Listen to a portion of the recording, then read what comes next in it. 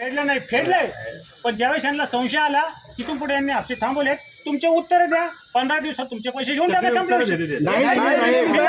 आम्ही सांगतोय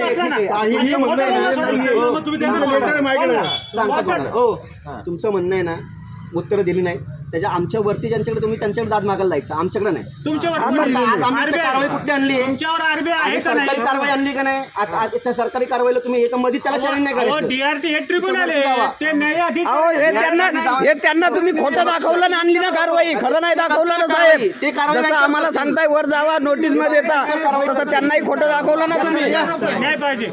ताबा नाही भेटणार साहेब, काही उद्या ताबा नाही मिळणार. आमच्यावरती गुन्हे दाखल करा, केस करा आमच्यावरती, पण कारवाई नाही होणार. या साहेबांना सांगा जे काय असेल ते करून घ्या गाडी. घ्या, बोलावून घ्या, बोलावून घ्या. दिलंय नाव, तुमचे पण नाव द्या साहेब. हिशोब मागतो. तुमचे आय कार्ड दाखवा. संपला तो विषय. हिशोब मागायचा आणि तो ही वेळ नाहीये. नाही, हा तुम्हाला हप्ता नाही, गेले 4 महिने आम्ही मागतोय. दिलेले हप्ता मागत नाहीये. नाहीये. तुम्ही वरती जावा, उत्तरच तुम्ही नाही. वरती जावा. उत्तरच नाही. तुमचं समाधान होणारच नाही. किती होणार डिपॉप्युलेशन जावा. नकली नोटाचा कारभार करतात, माझ्यावरती गुन्हा दाखल करा. मी सांगतोय याचे पैसे येत नाही, नकली आहे. दिलंच नाही ना. ट्रान्सफर झालेले पैसे असतात. आपल्या नोटांचा विषय काढता तुम्ही. कोणता?